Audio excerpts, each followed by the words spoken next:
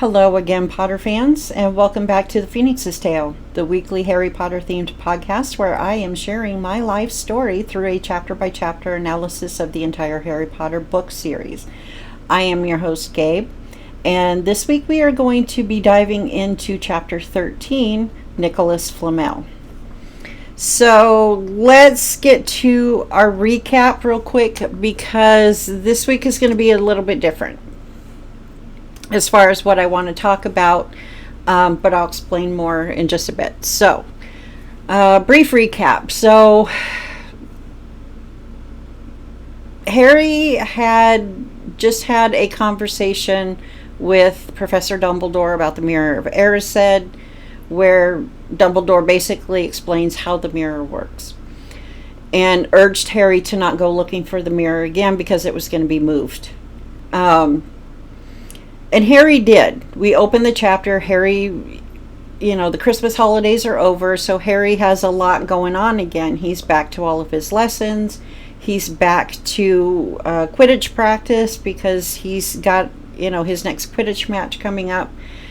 And it's mentioned in this chapter, and it's going to be important to my story here in just a moment, that it was easy enough for Harry to not go looking for the mirror again because he was so busy, with the new term starting after the Christmas holidays. But forgetting what he saw in the mirror was proving to be a lot more difficult. I mean, he saw his parents for the first time in his life at the age of 11. And that was a huge thing for him because there had never been any pictures. Aunt Petunia never kept pictures of her sister. And so this was something that was going to be quite difficult for Harry to forget anytime soon. As we roll along with this chapter, we see Harry in a very glum mood after a particularly difficult Quidditch practice where Oliver Wood had mentioned that Professor Snape was going to be refereeing instead of Madam Hooch. He's sitting there talking to Ron and Hermione about it when Neville comes hopping in, Draco Malfoy having just performed the leg locker curse on poor Neville. And in Harry's attempts to cheer Neville up, he gives Neville a chocolate frog. And Neville, in return, gives the chocolate frog card back to Harry, and Harry notices, oh, well, I got Dumbledore again. This is the same card I got when I was on the school train. And as he's reading the back of it, it clicks. It's right there. That's why he kept remembering that he had heard the name Nicolas Flamel before. It was on the train with Ron when he was reading the back of his very first chocolate frog card, which happened to be Dumbledore. So when Harry mentions that, Hermione runs up to her dormitory and grabs a book and proceeds to fill Ron and Harry in on who Nicolas Flamel is. He's a noted alchemist, and he's responsible for creating the Sorcerer's Stone. So now we know finally what was in that package that Harry and Hagrid collected at Gringotts before, setting off and shopping for Harry's school supplies. It's the Sorcerer's Stone. So we see the next Quidditch match. Harry wins the match in maybe 5 minutes. It was a very, very fast match.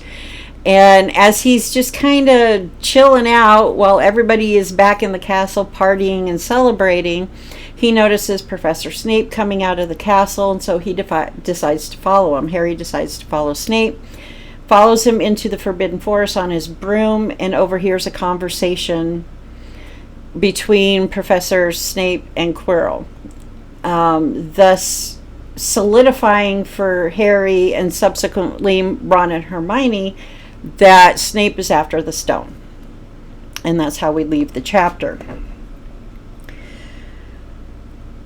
How this connects to something that initially I thought about re-recording last week's episode, I decided to leave it here just because of that beginning part of this chapter talking about, Harry didn't go looking for the mirror again, and, returning to his regular class schedule and Quidditch practice, that was a lot easier than forgetting what he saw in the mirror. So it kind of indicated that Harry was having a difficult time forgetting about it, which we can't blame him, because he actually saw his parents for the first time, and he now knows what his parents look like, other than people telling him he looks like his dad, but he has his mom's eyes. So after recording, this happened last weekend as I'm recording this very episode today, I had recorded episodes 11 and 12, and because of what I had personally discussed from my life, found my mood to slowly sink and sink and sink to the point where I was at my wit's end with everything. I was so frustrated with myself. I was so frustrated that life just keeps looking the same for me year after year after year for the last 12 years. Let's say the last 10 and a half years since I lost my job because of the PTSD. And I had just had enough. So before I went to bed that night, I wrote out a letter to the universe, to God, whatever you believe. I prefer just the term universe. And I want to read that to you because I think it'll give you a better idea of where my mindset was at the time. So here we go. To whomever or whatever is listening, I need help. I am fucking miserable here. I have no money, no car, no help at all for this trauma that I have been carrying for 12 plus years. And I have reached an all-time low. That night was one of the hardest I had had in recent years. I can barely function at this point, and I do not know how much longer I can keep holding on to the hope that something, anything, will eventually spark and allow me to finally get back on my feet and ultimately rebuild my life. Still pretty raw, as you can tell. It's not my life that I worry about losing, but myself. The Dementors are bearing down on me, and I am losing this war. It is no longer just a battle after battle after battle. Nobody around here even cares. No check-ins from my mom or my baby brother to see if I'm okay. No listening to me when I need to talk about anything. As long as my big feelings don't make my mom uncomfortable, she assumes that I am fine. Michigan brother, as I refer to my baby brother on social media, Michigan brother just doesn't even listen, and my son isn't my therapist, so no hate to him. I really wish that my mom had thought about that before dumping on me when I was a fucking kid. I am a parentified child. You can Google that to help understand, specifically a parentified daughter. And I do believe I talked about that in a previous episode. I need help and literally have no one to turn to for help, just myself. And I don't know how to help myself at this point. So to whoever or whatever is listening, please help me. I do not know what to do to feel better. I just need a spark of something to get me on the right track. I just want to feel better, and I want to have fun. I want to live again, not just survive. Because this is not living. I am in pain here, and nobody notices, nor do they care. So please help me. Tell me what to do, because these dementors are about to take me down. Oh, and like I said, as I'm recording this was last Saturday. And I ended up crying myself to sleep that night. However, the next day, Sunday the 3rd, I felt good for the most part until I was scrolling social media for the final time for the night before I put my phone up and went to sleep. And I saw a post from somebody to whom I have felt an instant connection.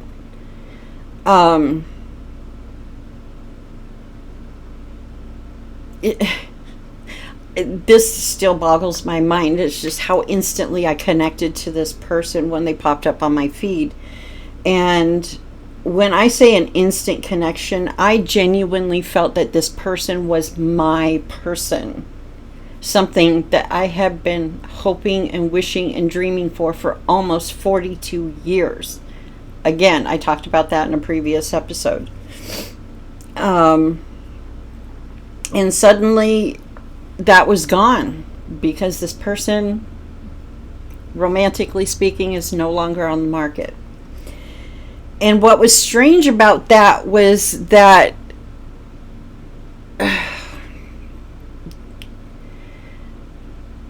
it was not just that I felt like I somehow knew this was going to end before it started. For them, which was odd for me, but I knew that this was my spark. I had to disconnect. And despite a year and a half of feeling like I just had to wait, things will shake itself out. They'll start noticing me on social media. We'll start connecting. That's what it had been the whole time. Such that this is definitely not a crush. It was never a crush. How my body reacts when I have a crush on somebody is very different to what the last year and a half has been following this person.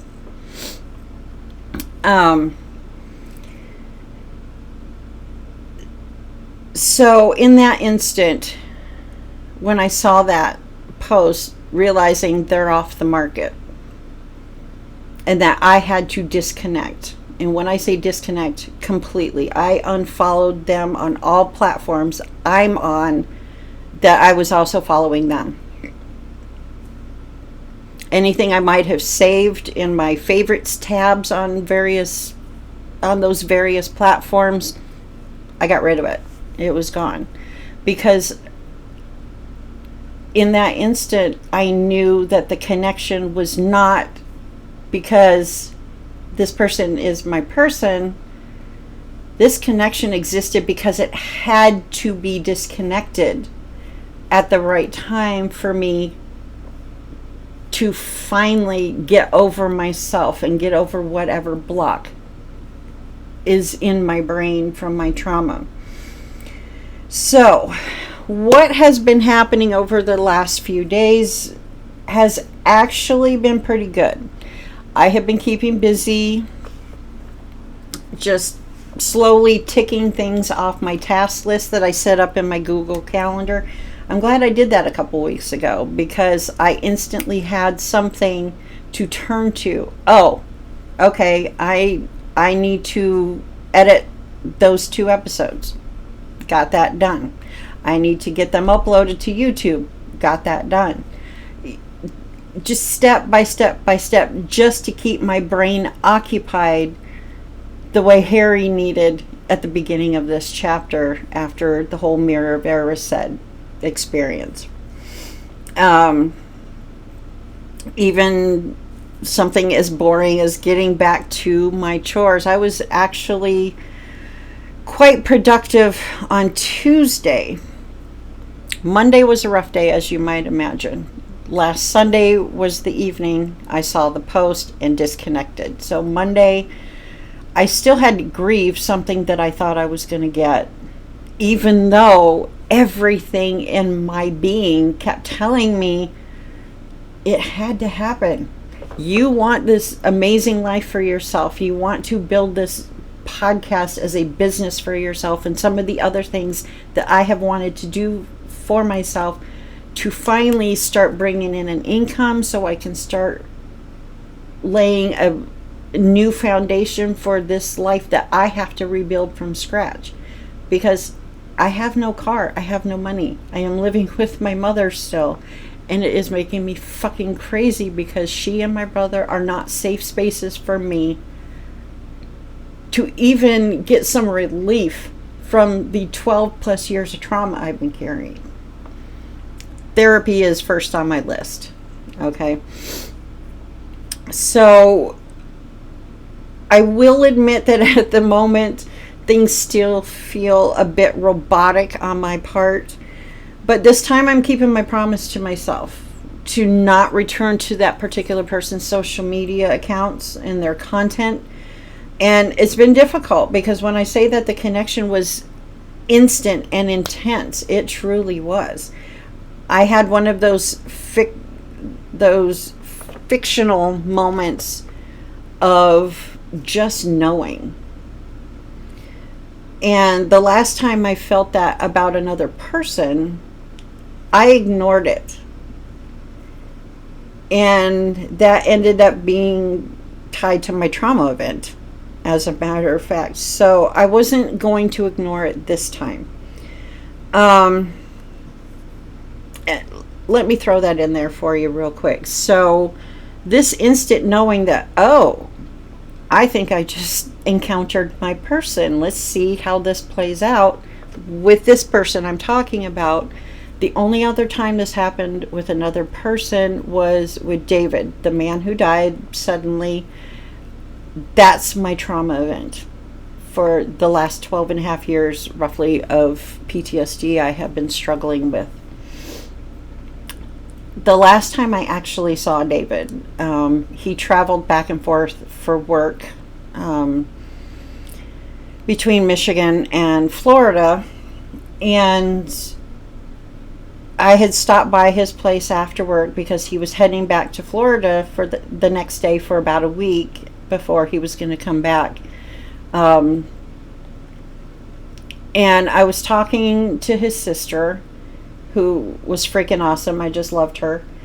And I really kind of miss her. I've been missing her a lot since I've been doing this podcast because I've been really diving into a lot of this stuff that happened 12 years ago.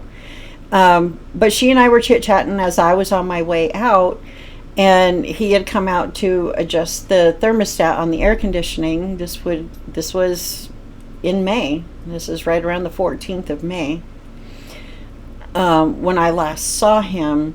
And I just had this wave of, I'm not going to see him again. But because I had never experienced anything like that before, I immediately told my brain, oh, this is stupid. Shit like that only happens in fiction, movies, television, books, things like that. So I brushed it off and I ignored it. And as it turned out, it was the last time I saw him. So when this person, about a year and a half ago, pops up on my feed on social media, I kind of put it in the back of my mind. I'm like, okay, I'm not going to ignore this. I kind of want to see how this is going to play out. And as time went on, naturally, I thought, oh, yeah, okay, I just have to kind of wait it out, like I said previously. And so I think you kind of get the idea now, just, how much this shifted something in me. Again, Monday was a really difficult day for me because I still had to grieve that loss of something that I thought was going to go one way, but obviously went another. But the fact that it went the other way was meant to be, and I knew that. I knew that connection was meant to be disconnected at the right time, like I said. So yeah, I've been thinking about what I wrote that I just read to you. And, keeping the idea that that was the spark that I asked for. And over the last week, I've stopped to start listening when they still come on my feed because I was following them. But after about 3 seconds, I'm like, nope. And I just keep scrolling. So I have been doing okay with that because I am holding on to the idea that I needed it. I needed it. And this last week has been a bit more productive than any week I've had in quite some time. So today starts week 2. And I am going to start integrating, let's get my workouts done every day, because after I did my workout this morning, I felt a lot better. So that's going to be key. And I know you don't want to hear it, but if you're dealing with any mental health issues, if you can get yourself to start working out in any way, shape, or form that you find enjoyable, do it, because it makes a world of difference, especially knowing that I was going to sit down and record this episode this evening. Yeah. So I've been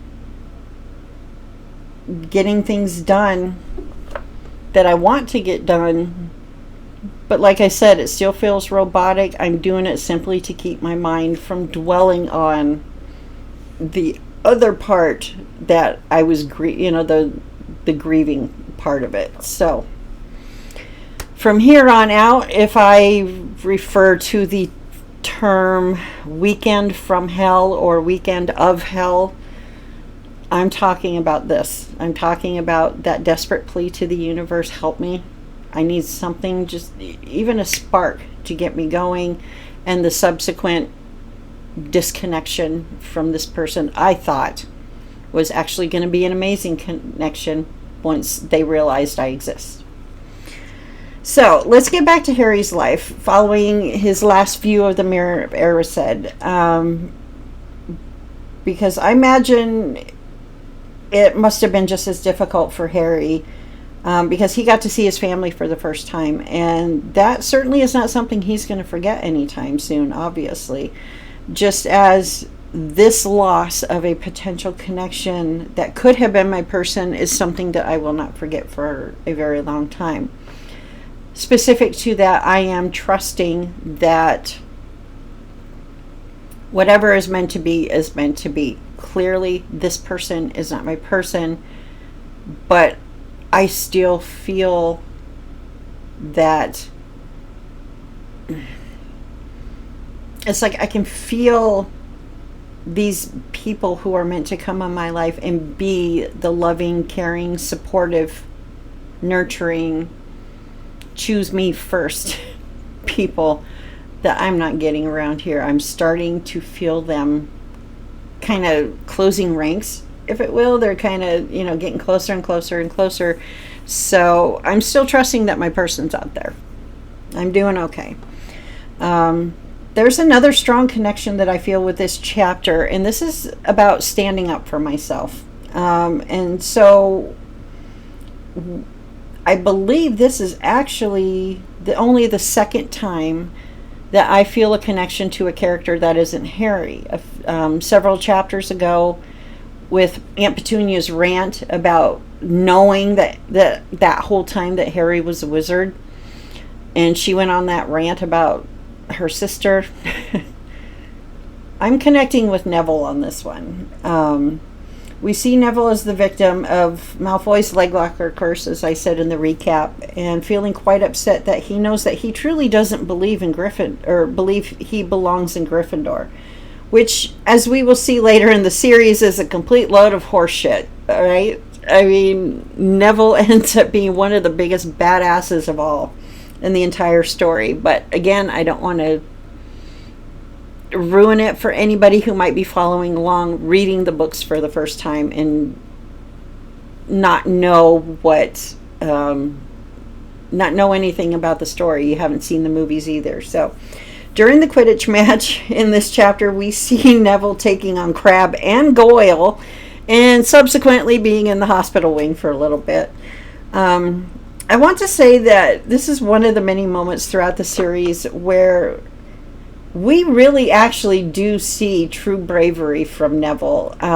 It didn't work in his favor at this point, but Neville did take Ron's words to heart when Harry comforted him by giving him the chocolate frog card, or giving him the chocolate frog.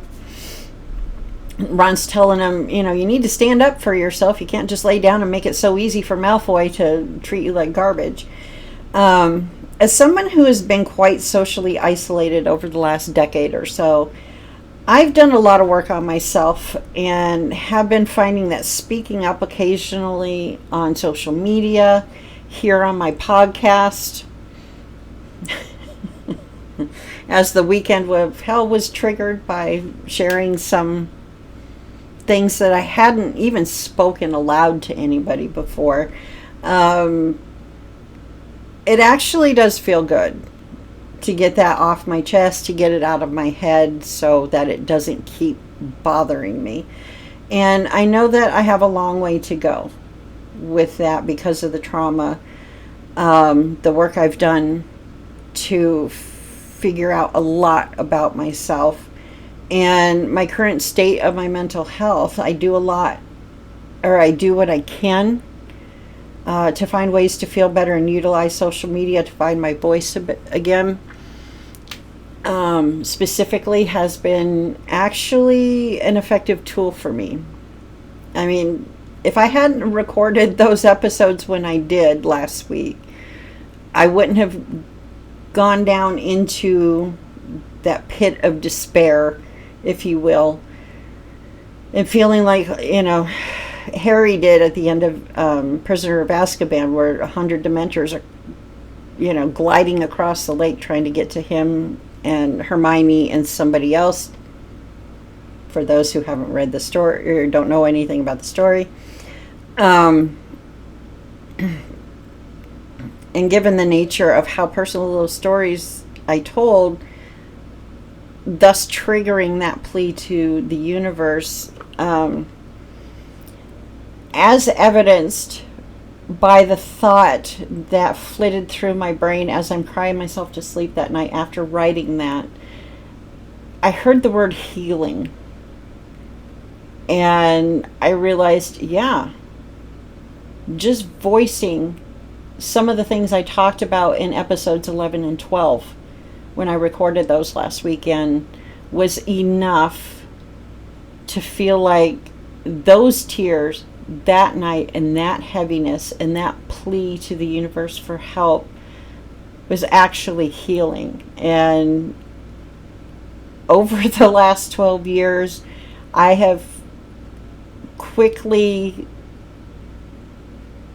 not quickly learned, but I learned to quickly decide or determine, am I crying because I'm angry? Am I crying because I'm genuinely sad? Am I crying because it felt good to get something off my chest?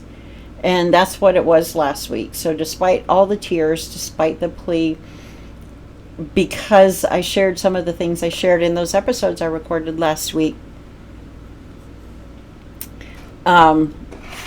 those tears that night were healing for me. So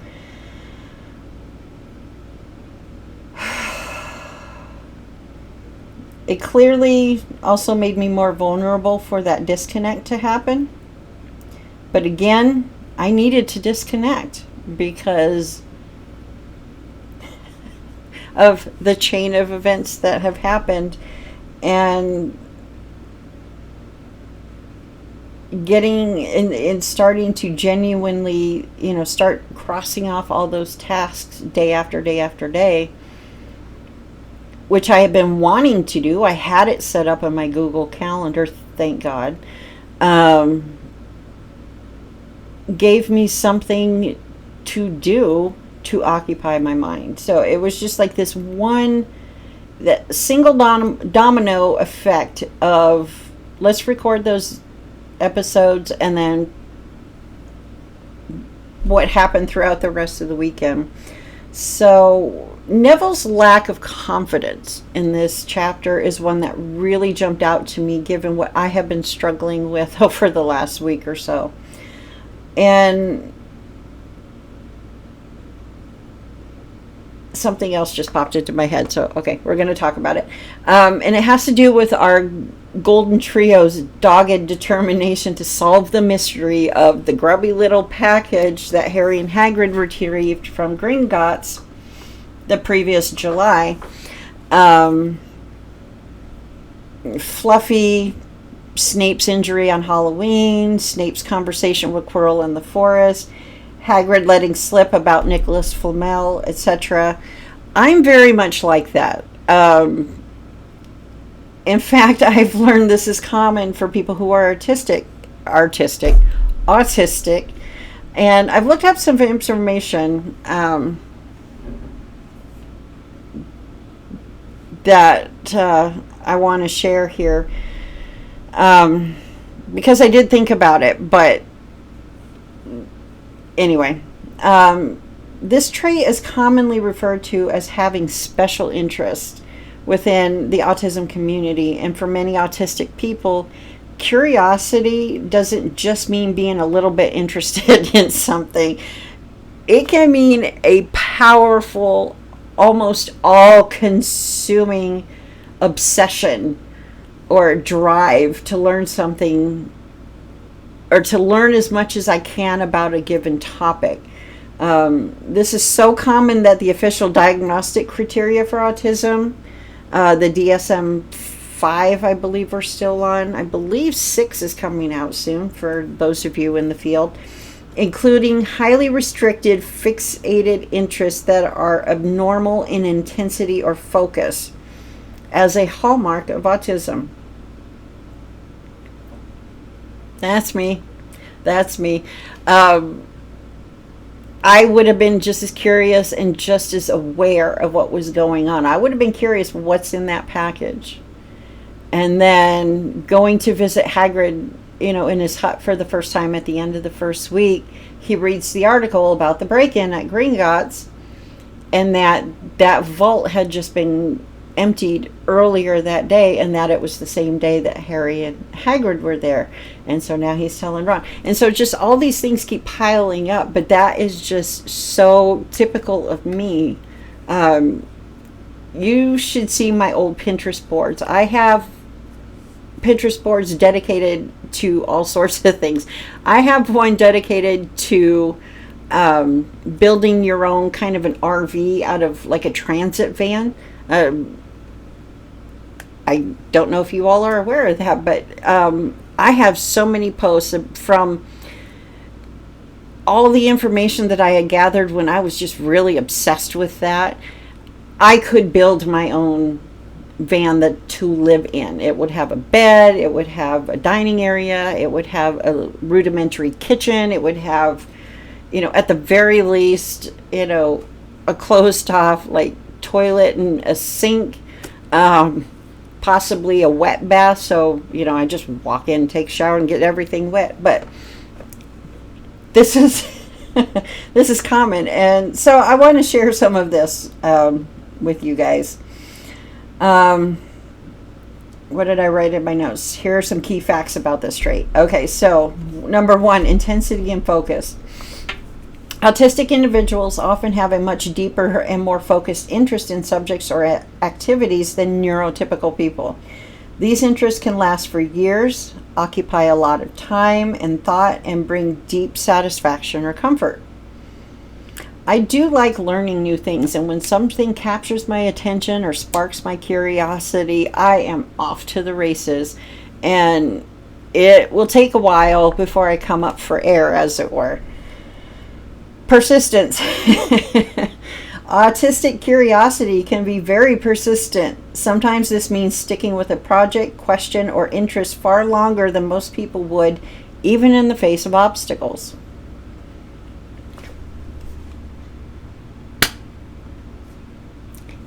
How does that not just tie up what I just admitted about my weekend from hell last weekend in a neat little bow? Okay. I want to read that again. Even in the face of obstacles. Kind of felt like an obstacle having to disconnect from somebody I thought ultimately would make an amazing connection with me. Purpose. For autistic people, curiosity isn't just about casual interest. It's also a way to make sense of the world, build routines, or manage uncertainty. Many find comfort in exploring a subject thoroughly, which makes their environment feel more predictable and manageable. Yes. Positive strength. Recent research highlights this trait not as a problem, but as a cognitive strength. The ability to focus deeply can lead to exceptional learning, creativity, and expertise in areas of interest. Difference from neurotypical curiosity. While everyone can have hobbies or passions, the degree of intensity, emotional fulfillment, and need for these interests to maintain well-being is often more pronounced amongst autistic people. Some describe the difference between a hobby and a special interest as essential. During stress, special interests are needed to function rather than being set aside like a casual hobby. Yeah. So in summary, if you notice yourself diving headlong into research or obsession when something triggers your curiosity, that aligns strongly with common autistic traits. This type of focused curiosity, far from being a limitation, can be a genuine strength and an important part of autistic identity. So just one more thing about being autistic that I completely love, because for decades I have learned about so many interesting topics because of that. As somebody who's always been curious by nature and loves learning, this one has been a lot of fun to embrace for me as an autistic person, as an autistic trait that I have. So I'm glad I lightened it up a little bit. I'm feeling a little better from the beginning of this episode. Sorry to be such a bummer in this week's episode, but these were issues that I really needed to get off my chest and wanted to share with you, because I know I can't be the only one who struggles with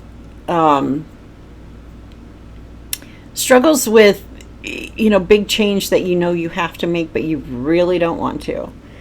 As someone who has been so socially isolated, another issue with this is that I truly have no one to talk about these heavier moments with. So that is one of the benefits, as I mentioned earlier, of doing this podcast.